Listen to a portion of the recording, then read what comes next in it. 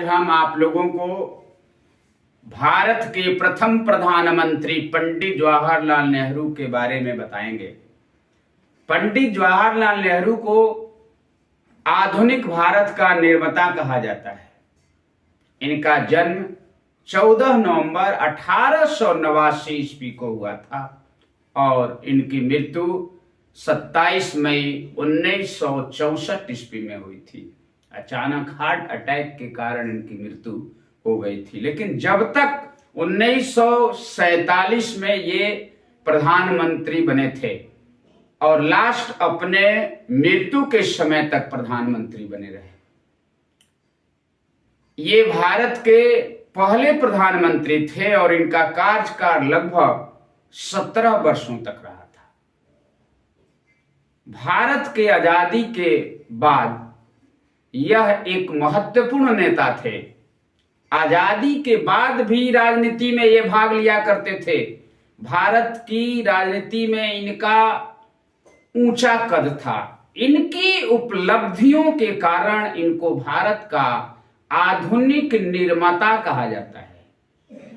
इनके पिता का नाम पंडित मोतीलाल नेहरू था, जो इलाहाबाद हाई कोर्ट के नामी बैरिस्टर थे। इनकी माता का नाम स्वरूपरानी नेहरू था। वकील होने के साथ साथ यह एक कांग्रेस के भी नेता थे। मोतीलाल नेहरू और इनके पूर्वज काश्मीरी पंडित थे। कश्मीर में रहते थे, लेकिन इनका घर एक नहर के पास हुआ करता था। इसीलिए इनका घर नहर के पास होने के कारण ही इनको नेहरू की उपाधि दी गई थी। जवाहरलाल नेहरू धनी परिवार से बिलोंग करते थे। इनकी शिक्षा घर पर ही हुई। इनकी शिक्षा के लिए अंग्रेज व्यक्ति को घर पर बुलाया जाता था। बाद में इन्हें इंग्लैंड के हैरो स्कूल में इनका नामांकन करा दिया गया। ग्रेजुएशन की डिग्री इन्होंने ट्रिनिटी कॉलेज से 1910 ईस्वी में प्राप्त किया था। लेकिन ये बचपन से ही पढ़ने में बहुत तेज थे। लेकिन जब ये पढ़ रहे थे तो हमारी भारत माता अंग्रेजों की बेड़ियों में जकड़ी हुई थी। भारत की जनता अपने आजादी के लिए त्राही त्राही चिल्ला रही थी, लेकिन पढ़ाई में इनका मन नहीं लग रहा था। इसके बाद इन्होंने नेचुरल साइंस से बीए की डिग्री प्राप्त किया था। इसके बाद लॉ की पढ़ाई पढ़ने के लिए ये लंदन चले गए थे। इनके पास रुपए पैसे की कमी नहीं थी, लेकिन 1912 ईस्वी में ये वकील बन गए। वकालत पूरी करने के बाद ये वहां से भारत लौट कर आ गए और इलाहाबाद हाई कोर्ट में अपना प्रैक्टिस शुरू कर दिए। लौटने के बाद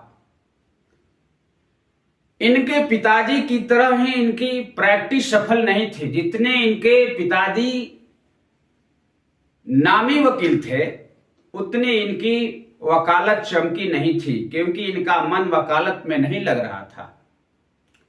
ये देश के आजादी के बारे में ज्यादा सोच और विचार कर रहे थे।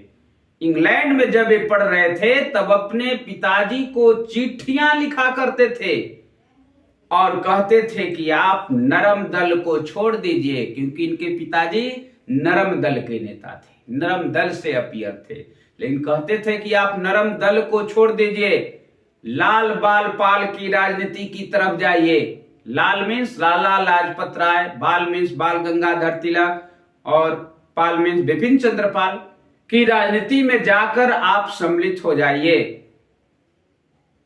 उससे रिजल्ट तुरंत निकलेगा। आप सुन सकते हैं कि एक बच्चा पंडित जवाहरलाल नेहरू अपने पिताजी को बता रहे थे, बताया करते थे कि किस तरह की राजनीति कीजिए। यानी कि इनका दिमाग बचपन से ही राजनीति में चल रहा था। 1912 में पहली बार राजनीति में आए। इसके बाद 1916 में कमला देवी से इनका विवाह संपन्न हुआ। लेकिन एक वर्ष बाद 1917 में कमला नेहरू ने एक बेटी इंदिरा प्रियदर्शनी को जन्म दिया। बाद में इंदिरा भारत की प्रधानमंत्री बनी। ये कहते थे कि नरम रवैये से कुछ नहीं हो सकता है, मुझे नन ऑपरेशन की शुरुआत करना होगा।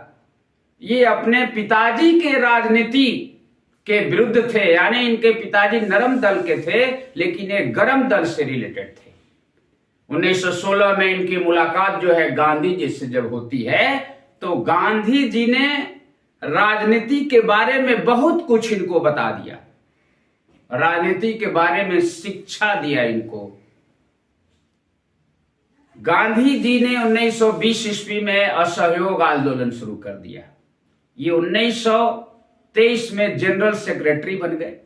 जवाहरलाल नेहरू गांधी जी से 20 साल छोटे थे, लेकिन दोनों लोगों में आत्मीयत की रिश्ता थी। गांधी जी ने 1942 ईस्वी में कहा कि मेरा पॉलिटिकल सक्सेसर जवाहरलाल नेहरू ही हो सकते हैं। पॉलिटिकल सक्सेसर माना था गांधी जी ने इनको, कहा कि ये पॉलिटिकल सक्सेसर है, इनसे बहुत बड़ी हमें मदद मिल सकती है भारत को स्वतंत्र कराने में। इसके बाद जो है 1929 में पूर्ण स्वराज पास हो गया। जवाहरलाल नेहरू कांग्रेस के प्रेसिडेंट थे। कब कब कांग्रेस के प्रेसिडेंट बने तो 1929 में रहे। उसके बाद 1936 में कांग्रेस के प्रेसिडेंट फिर बने, फिर 1937 में, और उसके बाद 1951 से 1951 से 1954 तक थे। नेहरू जी 9 साल से अधिक जेल में बंद थे। अंग्रेजों ने इनको उत्पात के कारण देशभक्ति देखकर जो है जगह जगह जो गांधी जी के साथ विद्रोह किया करते थे, अंग्रेजों ने इनको जो है 9 साल तक जेल में बंद किया था। जेल की यातनाएं सही, लेकिन भारत को स्वतंत्र कराने में ही इन्होंने दम लिया। ये अपने यूनाइट हो गए, सबको यूनाइट किए कि जब तक यूनिटी नहीं होगी तब तक जो है भारत माता जो है अंग्रेजों की बेड़ियों में रहकर कड़ा रही है। हम लोग स्वतंत्र रूप से स्वच्छंद होकर जो है इस भारत भूमि पर सांस नहीं ले सकते हैं। और अंत में जो है इन लोगों के अथक प्रयास से, इसी के लिए हमारे सुभाष चंद्र बोस, भगत सिंह, खुदीराम बोस, कितने लोग जो है कम ही उम्र में फांसी के फंदे पर चढ़ गए, लेकिन वे भारत मां को गुलामी की बेड़ियों में नहीं देख सकते थे, परतंत्रता की बेड़ियों में नहीं देख सकते थे। और अंत में जो है इन लोगों के ही सहयोग से 1947 में भारत आजाद हुआ। पंडित जवाहरलाल नेहरू जब तक ये प्रधानमंत्री बने तब तक योग्य प्रधानमंत्री थे।